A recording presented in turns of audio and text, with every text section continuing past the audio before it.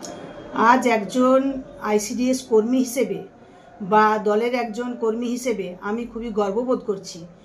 যদি কারণটা বলি, কারণটা হচ্ছে আমাদের আরামবাগের সাংসদ মিতালি বাগ, উনি পার্লামেন্টে গিয়ে আজকে আমাদের নজরে এলো, উনি কিন্তু আমাদের আইসিডিএস কথা ওখানে তুলে ধরেছেন, যেটা হচ্ছে বাচ্চা এবং মায়েদের, শিশুদের এবং মায়েদের যে বরাদ্দ, উনি কিন্তু বারবার এর আগেও বলেছেন, এবারেও পার্লামেন্টে ওই কথা তুলেছেন যে এই বরাদ্দ বৃদ্ধি করা হোক।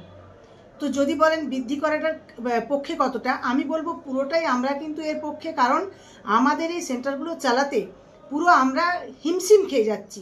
আরেকটা কথা উনি ওখানে তুলে ধরেছেন যে পোষণ টেকার অ্যাপস, এই অ্যাপসটা আমি জানি না কতটা জরুরি, কারণ এই অ্যাপস আমরা যখন কেন্দ্রে বসে অ্যাপস চালু করে অন করছি, আমার কেন্দ্রের আমি পিকচার সহ আমার ডিপার্টমেন্টের আধিকারিকের কাছে আমি সাবমিট করেছি, তো দেখাচ্ছে আমি আউট অফ স্টেশন, অর্থাৎ আমি কেন্দ্রে নেই, কিন্তু এই জিনিসগুলো আছি, সেখানে নেট পাওয়া যাচ্ছে না, গ্রামগঞ্জের দিকে নেটের প্রবলেম। তো এখানে আমরা মেয়েরা কিন্তু যথেষ্টভাবে আমরা হেনস্থার শিকার হচ্ছি এই পোষণ অ্যাপস নিয়ে।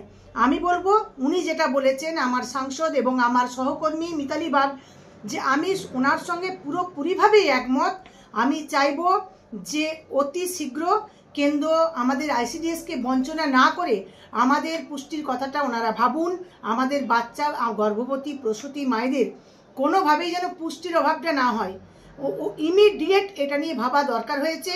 কারণ আমরা এই সংসারটা চালাতে গিয়ে, সংসারই বলবো, কারণ এটা নিয়েই আমরা থাকি, বাচ্চা, গর্ভবতী, প্রসূতি মা, এনাদের ভবিষ্যৎ বলুন, এদের পুষ্টি বলুন, এদের ইমিউনাইজেশন বলুন, পুরোটাই আমরা দেখভাল করি।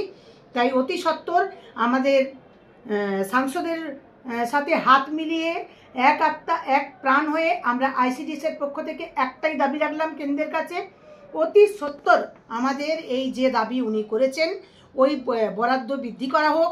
এবং যেটা প্রত্যেকটা বাজেটে আমরা হাঁ করে আকাশের দিকে তাকিয়ে থাকি, আকাশের জল বৃষ্টির মনে এর মতো, যে কবে বর্ষণ আসবে, ঠিক কেন্দ্রের বাজেটের দিকে আমার মেয়েগুলো এভাবেই তাকিয়ে থাকে, যেটা উনি জানেন, কারণ উনি নিজেও একজন আইসিডিএস কর্মী, কিন্তু প্রতিটা বাজেটেই আমরা বঞ্চিত হচ্ছি।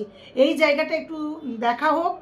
আর দ্বিতীয় কথা বলবো, আমাদের পার্লামেন্টে আমার দলের সাংসদ মিতালি বাগ যখন কিছু বলতে যাচ্ছেন আইসিডিএস সম্বন্ধে, আমরা এর আগেও দেখেছি, এবারেও দেখলাম, কোনো রকমভাবে ওনাকে আরামবাগ সম্বন্ধে বা আইসিডিএস সম্বন্ধে বলতে দেওয়া হচ্ছে না।